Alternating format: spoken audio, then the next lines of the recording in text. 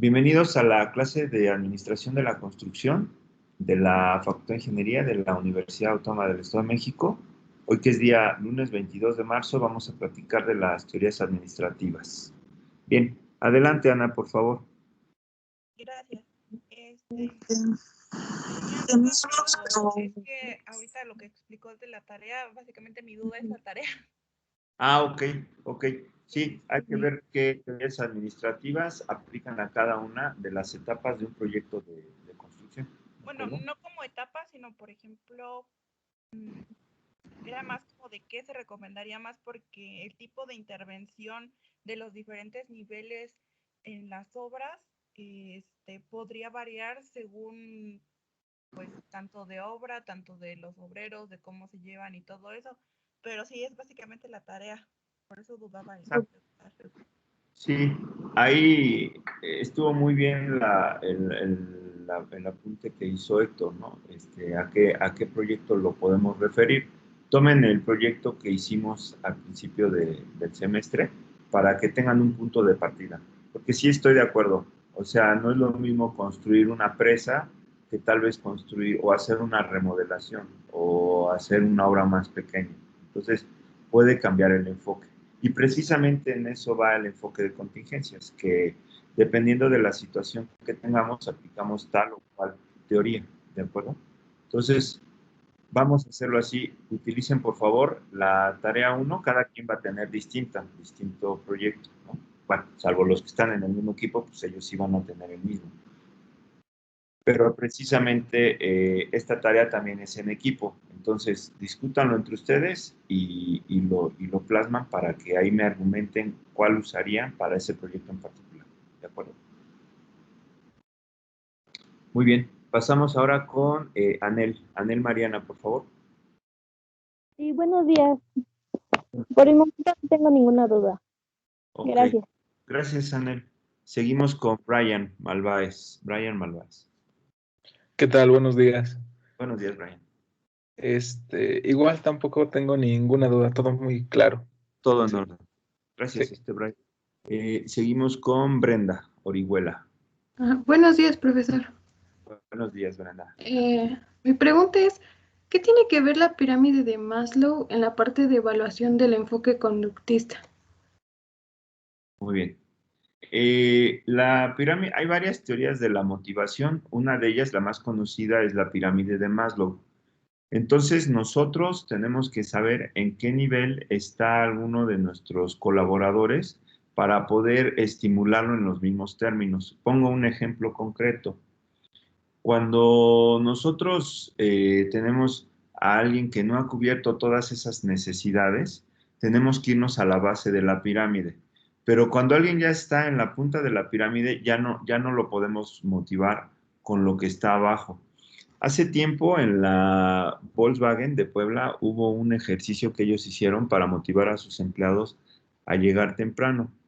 Entonces lo que hicieron fue parejo decir, quien logre asistencias puntuales durante todo el mes de mayo, le vamos a dar un bono de 5,000 pesos por puntualidad.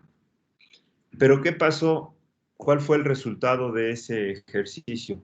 Pues resulta ser que los obreros, imagínense que un obrero que está trabajando en la planta de ensamble gana al mes esos mismos 5,000 pesos.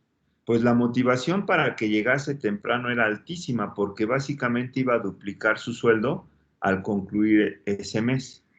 Sin embargo, piensen en el ejecutivo de más alto rango que su sueldo al mes es de 300,000 pesos, gana 300,000 pesos al mes. Imagínense cuánto lo va a motivar que le den un bono de puntualidad de 5,000 pesos si llega temprano a la oficina o a las reuniones. Pues no, o sea, esos 5,000 tal vez se los gasta en una comida, platicando con otro tipo de gente, con inversionistas, qué sé yo, ¿de acuerdo? Entonces, el primer caso es una persona que está satisfaciendo sus necesidades primarias y el segundo ya tiene otras necesidades distintas, ya de ego. ¿Qué motivaría, por ejemplo, ese ejecutivo? Bueno, quizás lo motive tener un chofer, tener un auto de la empresa, quizás lo motive tener una oficina con vista a la ciudad, ¿no? Desde una torre en Santa Fe, otro tipo de cuestiones. Ya que le incrementen el sueldo en 5,000 pesos, o sea, es el 1.6% de su salario, o sea, no tiene un impacto grande. Por eso nosotros necesitamos saber cuál es esa motivación que se tiene. Les pongo otro ejemplo. En alguna ocasión, estando en clases, platicando de este tema, les preguntaba yo a los jóvenes, ¿a ustedes qué los motiva? Y casi fue unánime la respuesta en la cual me dijeron que era obtener una muy buena nota en la asignatura.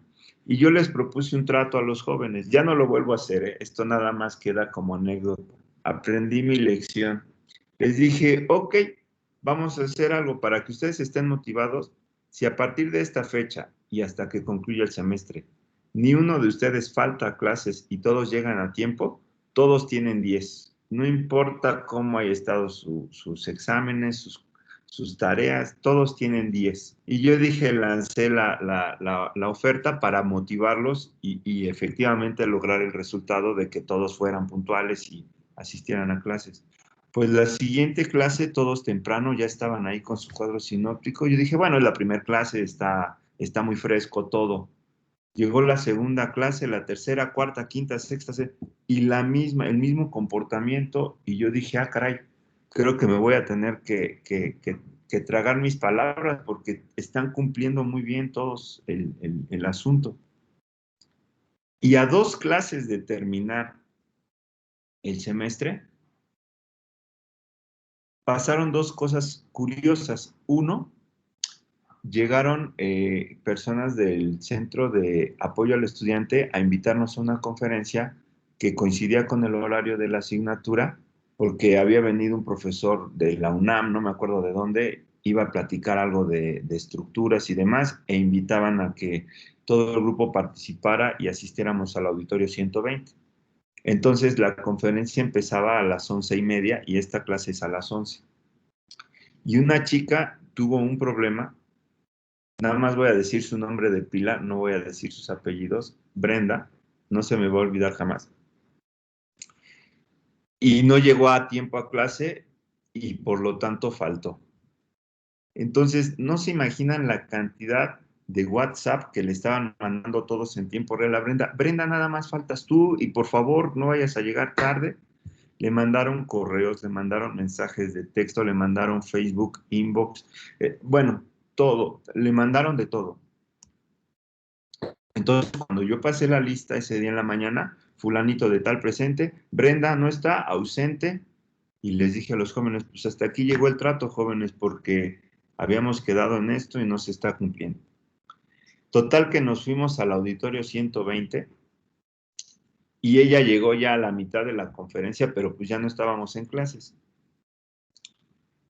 Terminó todo, me fui a la oficina y me fue a ver Brenda ya de manera personal al cubículo, pues para explicarme, ¿no? Que había llegado tarde y todo el show. Y le dije, Brenda, es que lo lamento muchísimo, ese fue el trato, así lo vamos a manejar, yo he cumplido con mi palabra cabalidad. Total que hasta ahí llegó el asunto, joven. Entonces ya no le tuve que poner 10 a todos por Brenda, que falló en esa ocasión. Pero, ¿qué creen? Ese semestre es el mejor. Bueno, quizás ustedes rompan esta estadística ahorita porque van muy bien todos, pero hasta inicios de este año ese semestre ha sido el que mejor le ha ido a los jóvenes porque todos asistieron a todas las clases, todos resolvieron todas sus dudas y a la hora de que les puse el examen y tal, todo el mundo lo contestó bien, o sea, les fue súper bien en el semestre gracias a que habían sido muy constantes en el asunto.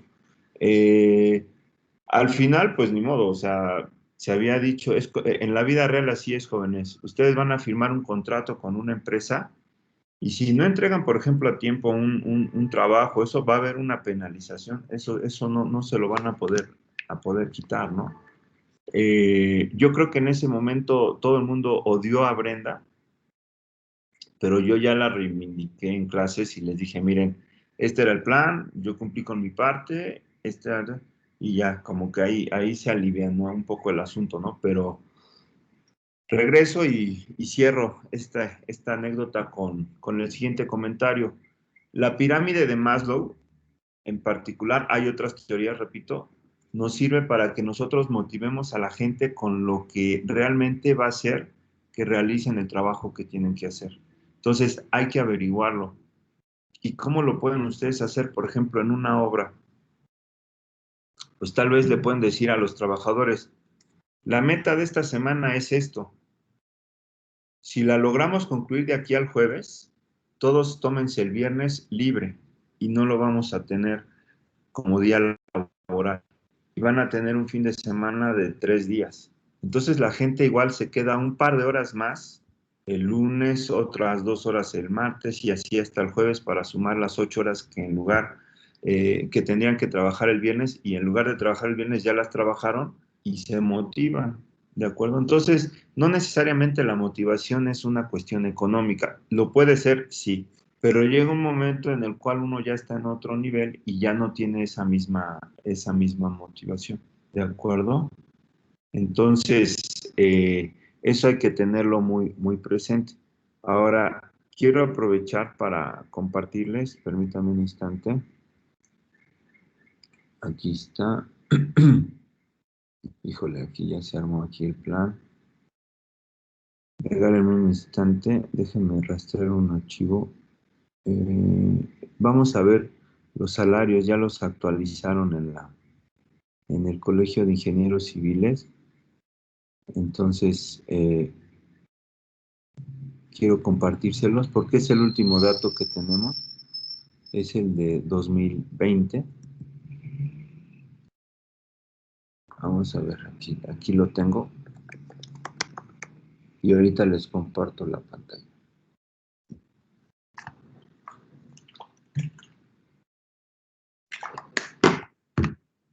Aquí está. Déjenme descargar el archivo.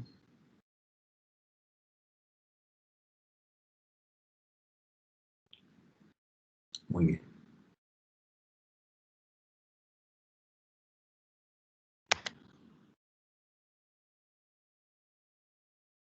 Muy bien.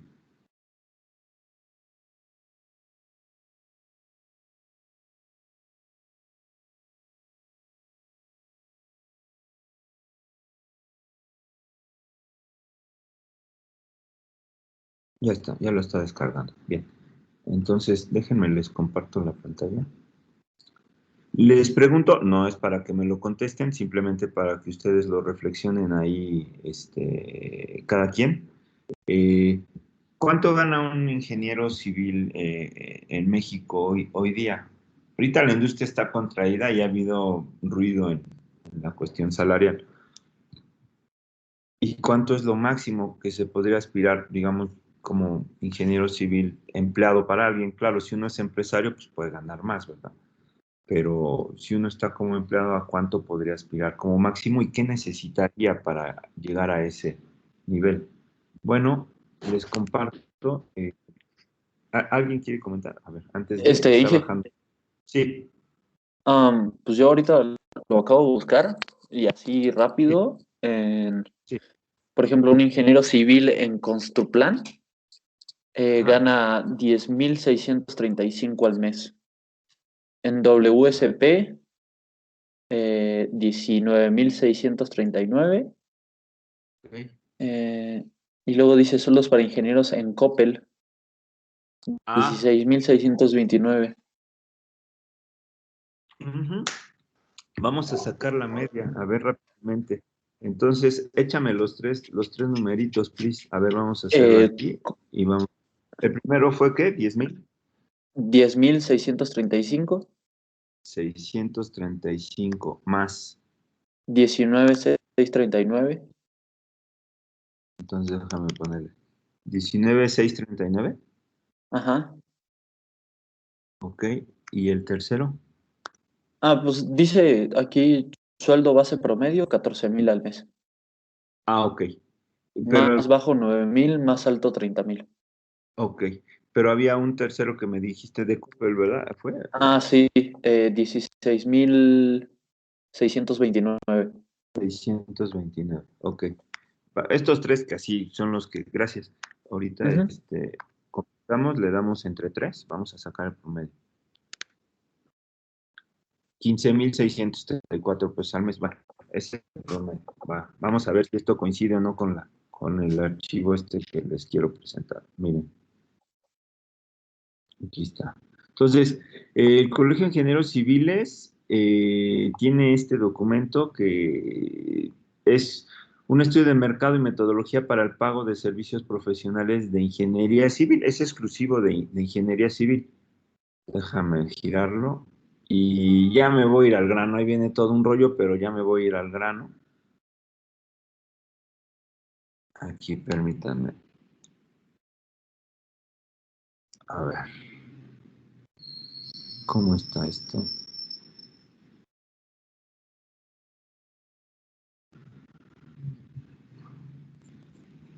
Ah, a ver, porque debe haber una tabla, permítanme. Vamos a girar esto. Mercado general. ¿Por qué nada más me bajó eso? Regálame un segundo. Es que hay una tablita que es la que les quiero mostrar. Y resulta ser que hay niveles. O sea, hay 11 niveles, de hecho. Pero, bueno, va a ir en función de la experiencia, básicamente, ¿no? De la experiencia. Sí, es que eso era lo que yo le quería comentar, que, Sí, que depende también mucho del puesto, ¿no? Del sí, puesto, y el puesto depende de la experiencia, ¿no? Que se tenga en la obra. Porque, digamos, un residente en promedio, o bueno, cuando yo estuve trabajando de residente, se ganaba entre 10 y 12 mil pesos. ajá. ¿Cuándo Este, estuviste? ¿Apenas? ¿Perdón? Sí, ¿En qué fecha? yo entré a trabajar hace 2 años, no, Sí. bueno, en 2018, tres, Ah, ok. este, bueno, entré con 10 mil pesos, pero ya Ok. después de cierto tiempo, que suben el sueldo y me lo subieron a 12.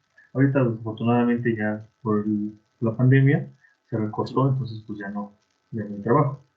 Pero ese era el rango. Pero también, digamos, esos éramos nosotros como residentes, pero los jefes de frente o los superintendentes o los de Sí, control de calidad, ¿sí?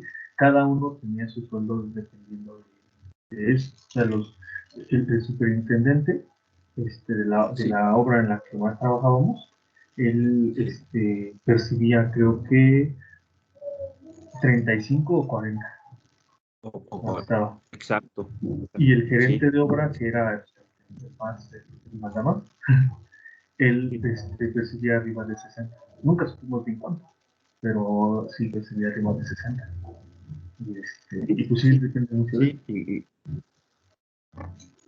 claro, claro, la experiencia es fundamental en ese tipo de remuneraciones, ¿verdad? Porque va a depender, también hay otro factor que influye, que son los estudios, ¿no? Que tenga cada quien. Y otro factor tiene que ver precisamente con la empresa, ¿verdad? Que esté contratando y qué tanta chamba y qué tanta necesidad haya. Hay varios factores, ¿no? Interviene también ahí la competencia que haya, la oferta, la demanda, todo eso va a determinar el nivel salarial. Entonces, miren, ya estoy aquí descargándolo de nuevo. Se había descargado, pero incompleto. Aquí está. A ver, descargar y, a ver, déjenme ver si ya, por eso nada más me mostraba unas cuantas páginas, pero ahorita ya lo estoy descargando en su totalidad. Y este documento, pues es importante que ustedes lo conozcan porque, pues al final del día, ya están a punto de egresar y de insertarse al mercado y pues tienen que ir viendo más o menos cómo va a estar el asunto. Listo, ya está aquí completo. Ahora sí, miren, comparto pantalla nuevamente. Ahí está. Bien, entonces, ahí está, ahora sí lo voy a girar. Listo. Ya, esta es la tabla, miren. Entonces, vámonos por partes. Miren, hay varios niveles. Aquí el primer nivel es el de un ingeniero auxiliar, perdón, un auxiliar de ingeniero. Entonces, la experiencia no debe tener, no tiene, su toma de decisiones es mínima. Igual su responsabilidad pues, es muy limitada, no tiene personal bajo su cargo y el efecto de riesgo pues, son daños pequeños. En cuanto a iniciativa, no toma decisiones. Observen que hasta el nivel 3 estamos hablando de pasantes, pero aquí ya hay un poco más de experiencia, de 1 a 3 años o más de 3 años en el caso de este nivel 3. Ya hay toma de decisiones poco importante, la responsabilidad sigue siendo limitada, y bueno, aquí su efecto en riesgo ya son daños pequeños o daños menores. Toma decisiones, pero de poca importancia. A partir del cuarto nivel, ya estamos hablando de alguien que es titulado y ya empieza a tener de 1 a 2 años de experiencia. Su toma de decisiones ya empieza a incrementarse, así como su responsabilidad, y ya puede tener personal bajo su cargo, ¿de acuerdo? Grupos de pasantes de hasta el tercer nivel, que son estos de acá. Sus daños ya pueden ser considerables y ya toma decisiones frecuentes de cierta importancia. Ahí nos vamos. Observen que el nivel 4, 5, 6, 7, todos estos es con licenciatura, pero va a depender de la experiencia que se va acumulando, ¿sí? Ya cambia aquí. Alguien con 5 o 6 años de experiencia ya tiene una responsabilidad más alta. ¿Qué tenemos en los últimos niveles? Bueno, ya tenemos gente o bien que tiene más de 10 años de experiencia o algún posgrado, llámese una maestría o un doctorado, ¿de acuerdo? Aquí sí ya su responsabilidad y su toma de decisiones pues, son de máxima importancia, puede provocar daños muy importantes y sí requiere ya un trabajo independiente cotidiano, ¿verdad? Que aplica mucho el juicio, aplica mucho la iniciativa. Por eso a mí me interesa mucho, jóvenes, que ustedes en esta asignatura desarrollen la capacidad de argumentar, porque eso es lo que se requiere ya al final. En fin. Y el máximo nivel es el nivel 11.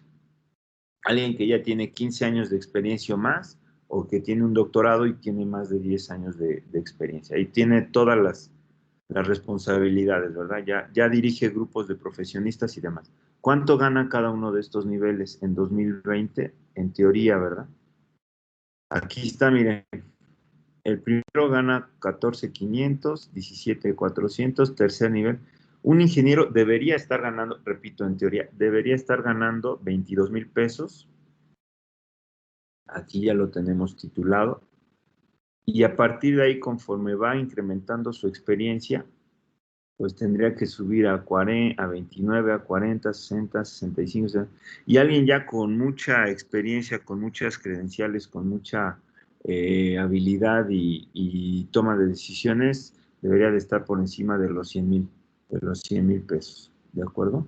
Repito, esto va cambiando en función de distintos factores, pero bueno, el documento que está aquí es el que establece esa metodología para los sueldos y las prestaciones, ¿de acuerdo?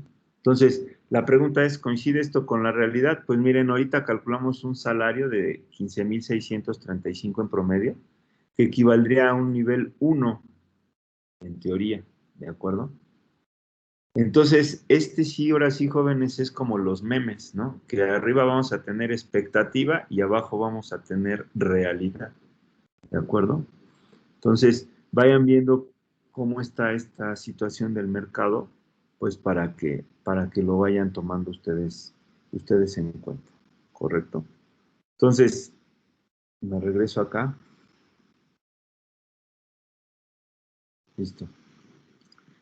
Es por eso que les digo que hay distintas motivaciones. Ahorita ustedes quizás como recién egresados, sí les sea muy atractivo obtener un ingreso pues digno, ¿verdad? Y competente.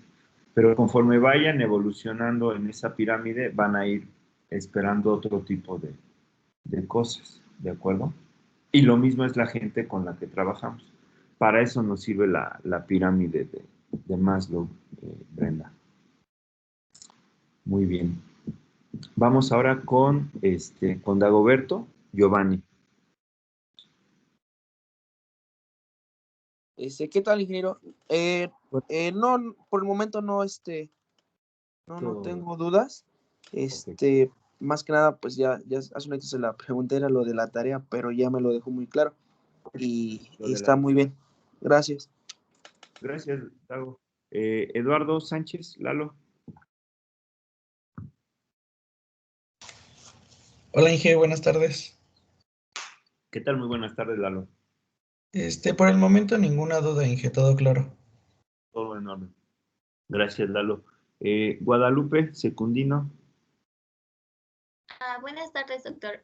Yo solamente quiero saber, tener un ejemplo de lo que es la evaluación del enfoque de la administración científica. Porque, aquí dice que se considera que el problema existe y pues cualquier solución que se proponga, pues se evalúa conforme a eso. Entonces, como que sí quisiera un ejemplo sobre ese enfoque. Ese aspecto, sí. Miren, la administración científica surge, ¿verdad? Sobre todo después de que empiezan los conflictos de la Segunda Guerra Mundial, y es un enfoque que se basa en la utilización de modelos matemáticos para la toma de decisiones. Nosotros podemos tomar decisiones en dos vertientes. Una desde el punto de vista cualitativo y otra desde el punto de vista cuantitativo. Entonces, la administración científica se carga al punto de vista cuantitativo, que repito, es a través de las matemáticas. Pongo un ejemplo en otro contexto. Nosotros cuando vamos a comprar un auto, pues podemos tener varios criterios que nos van a ayudar a tomar la decisión.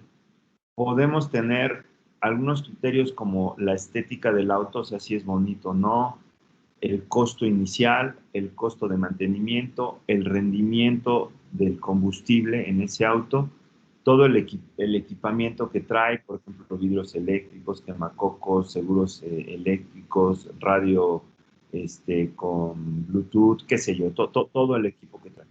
Entonces, si nosotros hacemos una evaluación desde el punto de vista científico y tenemos 3 alternativas de autos, ¿cuál ganaría? Pues tendríamos que darle un peso a cada criterio. Vamos a suponer que le damos el mismo peso, entonces haríamos un promedio aritmético, pero si tuviera un peso distinto sería un promedio ponderado. Y a cada cosa yo le voy a dar una puntuación. Estética tiene 10, en rendimiento de gasolina tiene 8, en equipamiento tiene 7, etcétera. Y yo vería mis 3 alternativas, calcularía, y el que tenga el mejor promedio, esa es la que yo voy a usar. Ese sería una toma de decisiones con base en la ciencia, porque estoy estableciendo un conjunto de criterios para cada alternativa, hago la evaluación y obtengo el que mejor me dé. Pero una toma de decisiones cualitativa sería, yo me voy por el que más me guste, Oye, es que no rinde lo mismo en combustible, pero está bonito, a mí me llama la atención. Oye, es que fíjate que hay que darle mantenimiento cada 6 meses y a los otros cada año. Sí, pero es el que a mí me gusta, ¿de acuerdo? Entonces, nosotros en la vida cotidiana, muchas de las decisiones que tomamos, se dice en el argot que las tomamos a feeling o por el corazón. Y las otras, las administrativas científicas, digamos, serían por la razón. Entonces, ¿con quién te vas a casar? ¿O quién va a ser tu novio o va a ser tu novia? Pues igual tendrías que ver, oye, y su familia, dónde vive, y cuánto gana su papá, y cuánto gana la mamá, y en qué carrera está, y cuánto va a salir al egresar. No, te vas a ir por la chica que te gusta, la que te hace sentir bien, la chica que te consiente, ¿no? En fin, o un chico, igual, ¿no? Que si una dama busca un novio, pues va a irse con el que guste, con el que, aunque sea un cuate que no tiene oficio ni beneficio, pero le habla bonito y con él se va a ir. Entonces, una de las críticas de la administración científica es que a veces los números no lo son todo. Y si nosotros tomamos una decisión única y exclusivamente basada en números, puede ser que no sea la mejor. ¿De acuerdo? Cierro con un tercer ejemplo. En alguna ocasión, su servidor tuvo la oportunidad de ser el coordinador de la maestría en análisis de decisiones, precisamente esto que estamos diciendo, cómo decidir. Y tuvimos 38 candidatos para entrar a esta maestría.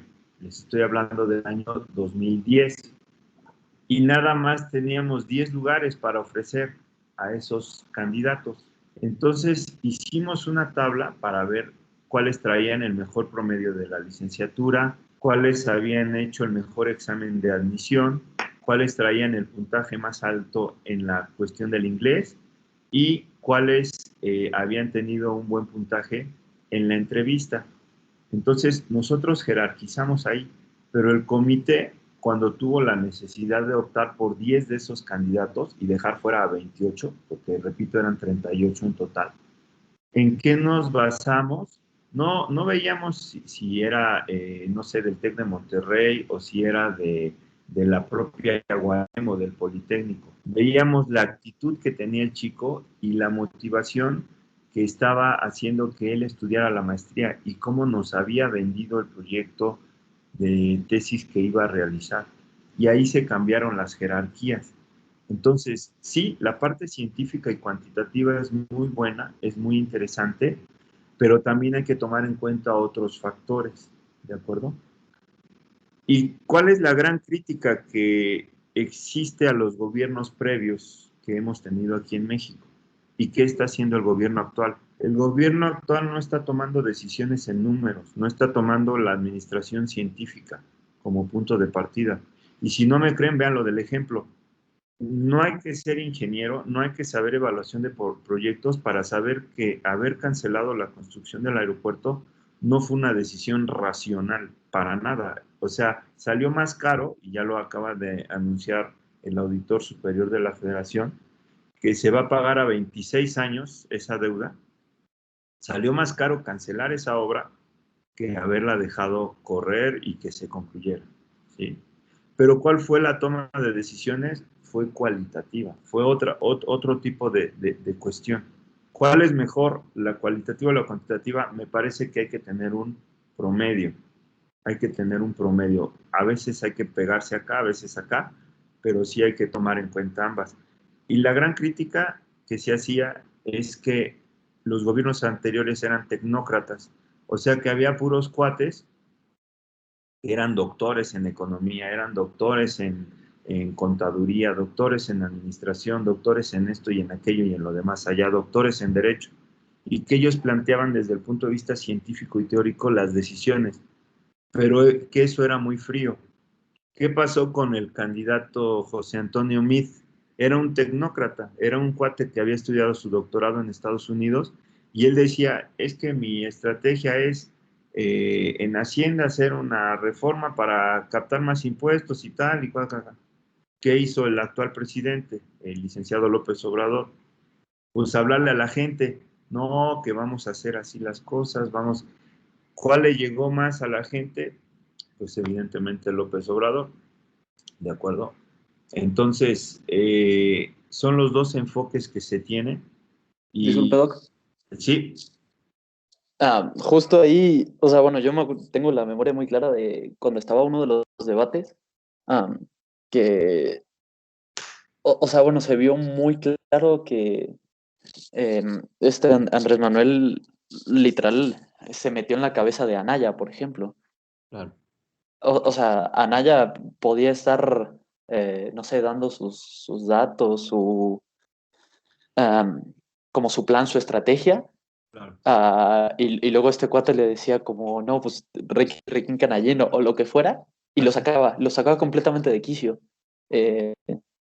O sea, yo creo que, o sea, bueno, sí se ve muy mal por parte quizás de la población haber elegido algo así, pero pues, como usted dice, logró llegarle al pueblo con lo que él decía. No daba datos, él se enfocaba en el pueblo y en prometerle al pueblo. Así es, así es. Y fíjate, Anaya y Meade, los dos eran doctores, los dos son doctores, bueno, cada uno en su área, ¿verdad? Entonces, Andrés Manuel Sí, es, claro, o sea, gente súper preparada y al final tenemos a alguien que, o sea, pues casi que se repitió o reprobó un buen de materias en la UNAM, estudió, ¿no? exacto. ahí estudió en la UNAM. Los tres eran de la UNAM, los tres, de hecho. Anaya y Mid estudiaron, bueno, Anaya hizo el doctorado en la UNAM, era de la Universidad de Querétaro. Pero muy buen punto, Julián, porque ¿cómo tomamos los electores la decisión? ¿La tomamos desde el punto de vista cualitativo o cuantitativo? Pues ahí se ve claramente que lo tomamos desde el punto de vista cualitativo. O sea, realmente la población no está viendo o no está tomando una administración científica, vamos a decir, para tomar la decisión de un voto. Ajá. Porque si hubiera sido ese el caso, pues haces un análisis, ¿no? Oye, a ver cuáles son sus resultados, cómo bajó, cómo mejoró el PIB durante sus gestiones, cómo se redujo la delincuencia, cómo se mejoró el sistema de salud, etcétera, ¿no? Sí, porque Entonces, hasta si se hubieran basado en esto cuando era jefe de gobierno de la Ciudad de México, o sea, se ve claramente lo que hizo en México, en la Ciudad de México, y lo que pues ahora se está produciendo en el país.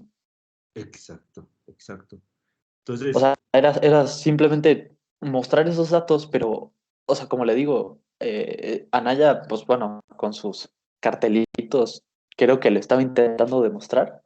claro. Y este cuate pues, se le burlaba en la cara y lo sacaba, completamente lo descalificaba porque lo sacaba de quicio. Es correcto, es correcto. Entonces, en la administración, repito, están todo, por eso les digo, están todos los enfoques, jóvenes, están todos los enfoques y nosotros, como ingenieros, me parece que tenemos la capacidad de aplicar todos los enfoques. Es más fácil que un ingeniero haga un modelo matemático para tomar alguna decisión a que un administrador haga el mismo modelo matemático y tome esa decisión. Entonces, siempre he sostenido que es más fácil administrar a un ingeniero que civilizar a un administrador. O sea, es más fácil que nosotros le entráramos al tema de la administración a que un administrador le entrara al tema de la ingeniería. No digo que sea imposible, ¿no? Y hay gente que lo ha hecho, ¿no? Pero tenemos esa capacidad nosotros pues de manejar acá ecuaciones, fórmulas y cosas así que nos dan una mentalidad cuadrada en el sentido de que somos muy ordenados y muy sistemáticos para poder plantear nuestros problemas y resolverlos de manera racional. ¿De acuerdo? Por eso cuando uno ve esas tomas de decisiones, pues no te entra en la cabeza, o sea, dices, no hay forma de sostener eso, no hay manera. ¿De acuerdo? Entonces, esa es una de las críticas a una evaluación de la administración científica, que puede ser muy fría, ¿no? Y sí tenemos que balancearla con la administración cualitativa, otro tipo de enfoques de administración. Muy bien. Pasamos con Héctor. Héctor, ¿alguna duda, Héctor? Hola, Inge. ¿Qué tal? ¿Cómo estás? Yo sobre la evaluación de enfoques de contingencias, creo que tiene que ver con el análisis de riesgo, ¿no? Sí. ¿Me puede contar así a grandes rasgos la teoría del análisis de riesgo? ¿Qué se busca y cuál es el objetivo? Y de ahí qué información sacamos para tomar una decisión o actuar. Claro. Miren, la parte de los riesgos está implícita en prácticamente todas las actividades humanas. Y por supuesto, la industria de la construcción no está exenta de ello. Ahora, nosotros cuando vamos a tomar precisamente una decisión, tenemos que evaluarla también en términos del riesgo que nos va a implicar. Y el riesgo, para hacerlo muy sencillo, es el producto de dos factores. Tenemos por un lado la probabilidad de ocurrencia de una situación y por otro lado el nivel de las consecuencias. De manera cualitativa les pongo esto, miren, matriz de riesgos. Entonces,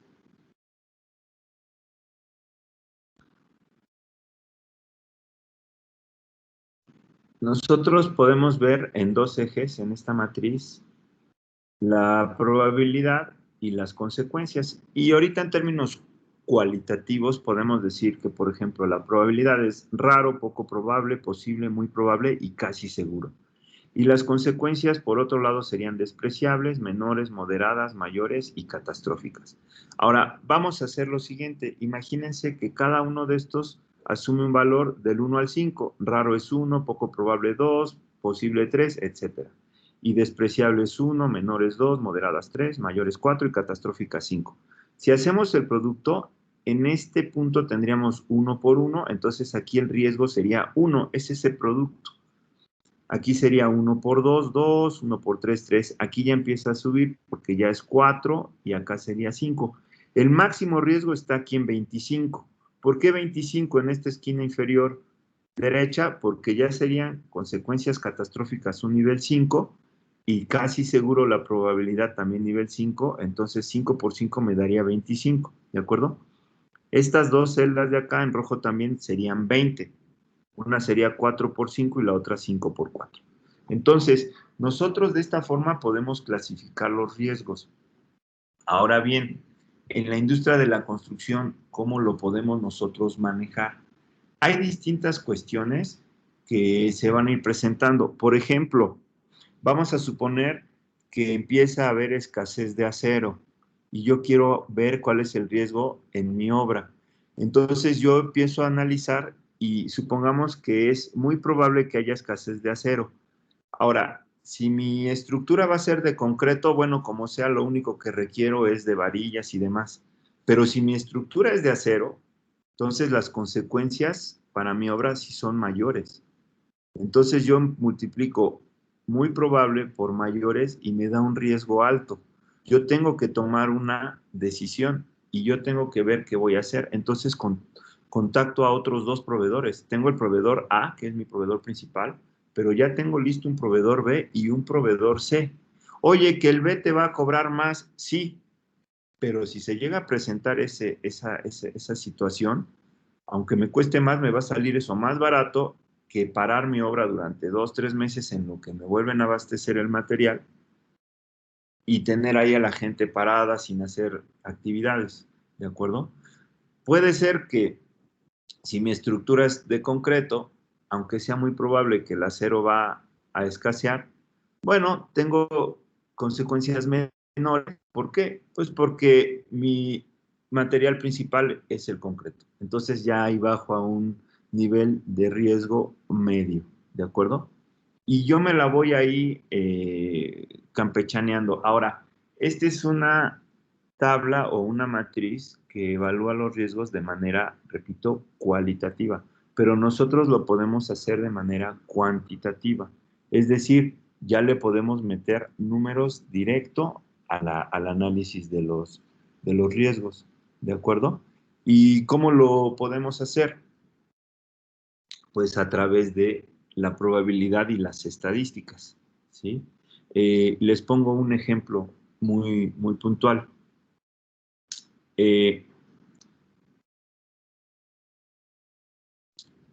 Nosotros podemos, en el contexto de la facultad, averiguar con qué profesor nos vamos a inscribir. Yo me tendría que ir a sus estadísticas y meterme al sistema de control escolar y ver cuántos alumnos han pasado y cuántos no han pasado con un profesor X en la materia Y. Entonces, si su tasa de aprobación, vamos a suponer, es del 60%, bueno, entonces hay que tener cuidado porque es probable que uno se pueda ir a segundo curso con ese profesor. Pero eso ya son datos duros, eso ya está registrado en el sistema de control escolar y vamos a suponer que hago un análisis de los últimos 10 años. Entonces, si yo me voy a inscribir con ese profesor y resulta que es mi segundo curso, las consecuencias de no aprobar esa asignatura pueden ser catastróficas. O sea, aquí ya lo pongo en esos términos. De tal suerte que si yo lo veo desde esa perspectiva, pues estaría yo en un riesgo alto o muy alto. Entonces busco a otro profesor. Pero para tomar esa decisión necesito datos, repito. Entonces necesitaría ver en control escolar cuál es su tasa de aprobación de los jóvenes en la asignatura. Es un ejemplo en otro contexto, pero bueno, más o menos ilustra cuál es la dinámica.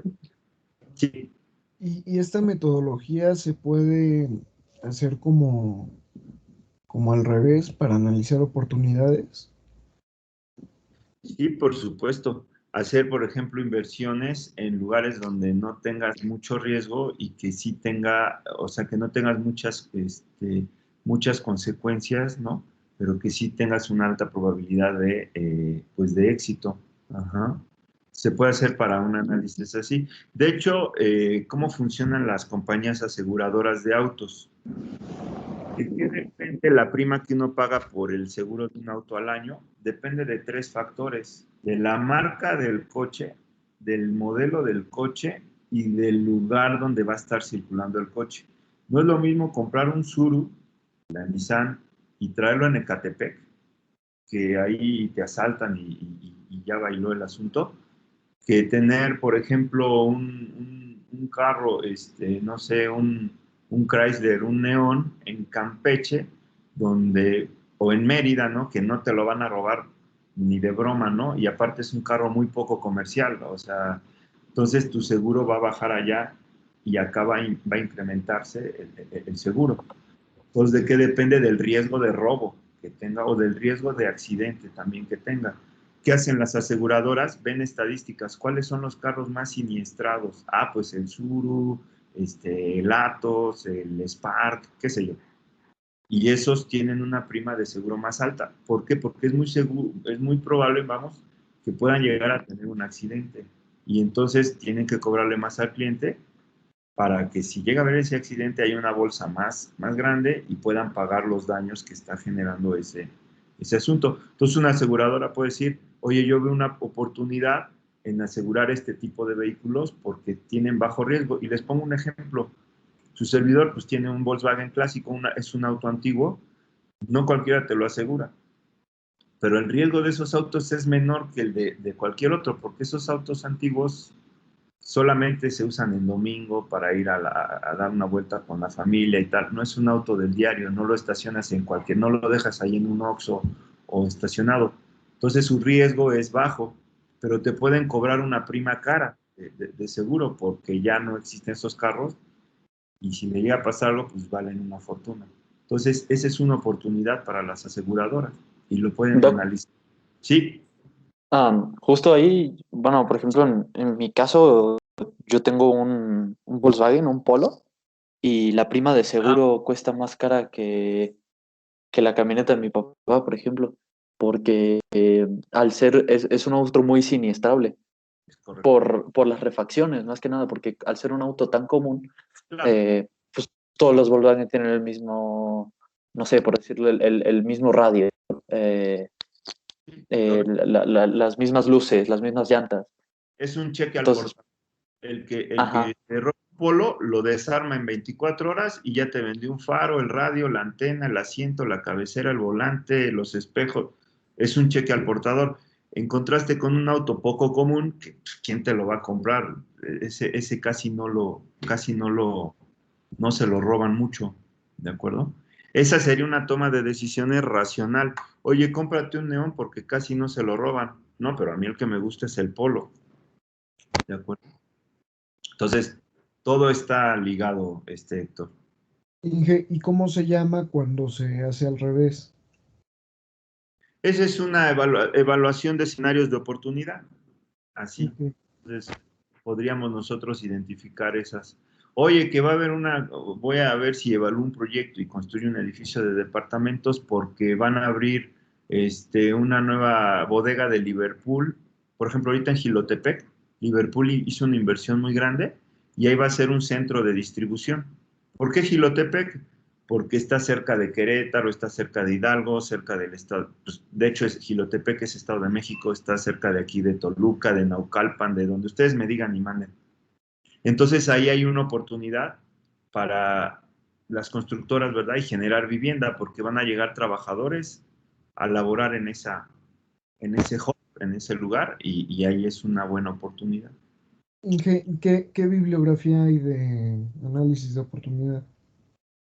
Yo les recomiendo el libro de evaluación de proyectos de inversión, que está muy asociado. de Jorge Alfaro. Ese es un muy buen libro, o cualquier libro, el de Vaca, el que ustedes quieran, de evaluación de proyectos, ahí lo pueden ver con mayor detalle. El de Urbina, hay muchos libros. Entonces, ahí lo pueden consultar. Gracias, Inge. Con todo. Pasamos con Aldair. Sí, buenas tardes, Inge. ¿Qué tal? No, esta clase no tengo ninguna duda, muchas gracias. Gracias, está Aldair. Jaime Ramírez. Sí, ingeniero, buen día. ¿Qué tal? Bueno, pues todos hemos escuchado del milagro japonés y cuando lo leí en la teoría Z, pues comprendí varias cosas, pero quedé con la duda general del cómo Japón pasó de un régimen así tan totalitario y de un desastre pues nuclear a ser una de las economías más fuertes. Con la lectura comprendí cosas, pero sí me gustaría ahondar un poco más en el tema. Con todo gusto, Jaime. Dos cosas. La primera, Japón tiene una cultura muy sistemática de mucha disciplina, eso ha ayudado muchísimo. Pero la otra cosa que ayudó a Japón es que cuando ellos pierden la Segunda Guerra Mundial, junto con Alemania e Italia, queda devastado el país y llega a Estados Unidos e invaden Japón. Entonces Estados Unidos empezó a poner ahí fábricas, empezó a hacer edificios y todo, y después Estados Unidos se distrajo con las guerras de Corea y de Vietnam, pero ya le había dejado toda la infraestructura a Japón. Los japoneses corren a los norteamericanos y se quedan con todo eso, entonces avanzaron de manera muy importante. Lo pongo en otro contexto, un contexto personal. Imagínense ustedes que tienen ahí una rivalidad con alguien y a ese alguien le dicen, ya te estás quieto y lo someten y le dicen, y te voy a quitar tu departamento donde tú vives. Y el cuate dice, bueno, está bien, pues ya perdí, quítame el departamento. Voy a vivir aquí en un rinconcito, pero ahora tú vas a ser el dueño del departamento. Y el cuate que invadió ese departamento o que llegó, imagínense que le pone computadora, le pone Wi-Fi, le pone internet, le pone megacable, le pone inteligencia artificial, le pone domótica, cortinas, todo. Entonces, como ese cuate está ya bien metido, ya equipó todo el departamento, fenomenal. Y se distrae con otro departamento porque están en otra guerra. Así es Estados Unidos, donde hay cosas, se va y se mete ahí, ¿no? Porque pues tiene muchos intereses. Entonces, ese cuate se sale del departamento que ya equipó para ver otro problema en otro departamento. Y mientras el japonesito, el que estaba ahí, va con el cerrajero y le dice, oye, cuate, se acaba de ir, vente, tráete una chapa, cámbiamela y ponme aquí esto y aquello y un candado especial. Entonces ya cuando regresa el otro, pues ya no puede entrar al departamento. Y Japón ya se quedó con la tele, con el internet, Ese es el milagro japonés. Se quedaron muy equipados. Entonces fue un tipo de colonia Japón de Estados Unidos. Entonces es que cuando perdieron, llegaron los norteamericanos a controlar todo, ¿sí? Y lo mismo hicieron en Corea. Hoy día, tú vas a Corea y ves todavía soldados norteamericanos, ¿no? Y están también ahí por Corea del Norte, que es una amenaza también ahí nuclear, ¿no? Pero pues es que con respecto a Corea, entraron por eso, ¿no? Por apoyar sí, a la Corea del Sur, que estaba en contra del comunismo de Corea del Norte, que Corea del Norte estaba avalado tanto por Rusia como por China, ¿no? Exacto. Entonces, por eso Estados Unidos entró ahí. Pero como dice, o sea, al final, o sea, sí se ve beneficiado de cierta manera el país que acepta o a lo mejor no lo acepta, pero pues si llega a un país más desarrollado, le da infraestructura, le da todo, y al final se ve beneficiado. ¿Por qué? Porque la infraestructura como tal se queda dentro del país. ¿Cómo te lleva eso? El ejemplo que nos ponía del canal de Panamá, ¿no? O sea, es exactamente eso mismo que a lo mejor el minero japonés, después de haber perdido una guerra y haberse visto invadidos por esos que le ganaron la guerra, al final se vio beneficiado porque pues llevaron toda su tecnología, llevaron todo su desarrollo para allá, y pues ahorita son una gran potencia. Totalmente. Por eso, jóvenes, y lo vimos en una de las láminas anteriores, es muy importante la inversión extranjera directa en un país, porque todas esas empresas o instituciones que vienen dejan aquí eso ya se nos va a quedar a nosotros, aunque ellos después se vayan, pero ya nos dejan toda esa infraestructura. Ahora, México está compitiendo a nivel internacional con un montonal de países, por ejemplo, con China, ¿no? Para tener esa inversión extranjera. ¿Por qué se han ido a China tantas fábricas? Pues porque los costos de mano de obra son regalados prácticamente, ¿no? Entonces, ellos hacen una evaluación y dicen, me conviene más, aunque tenga que desplazarme hasta China, estar allá con mis plantas que venir acá. México, ¿con qué ha competido? Ha competido con mano de obra calificada, ¿no? Entonces, ha sido una ventaja competitiva de México. Por eso también empresas han estado viniendo, aunque hay que decirlo, ya en los últimos 2 años la inversión extranjera directa en México ha venido decreciendo, Bien, pasamos con Julián. Sí, Doc, yo tengo, no sé cómo definirlo, si comentario o pregunta. Ah, es acerca de las teorías de MacGregor, la teoría X y la teoría Y. Sí. O sea, la teoría X es más que nada, o sea, bueno, yo la resumí como pesimista. O sea, lo que trata de decir es que ah, o sea, se confía en que nadie va a hacer nada y la Y es que todos van a hacer todo. Claro, sí. Sí, la teoría X asume que el trabajador es flojo, que no le gusta ir a la chamba, asume que hay que estarlo vigilando a cada rato para que haga lo que tiene que hacer, que hay que ponerle un checador, es más con huella digital.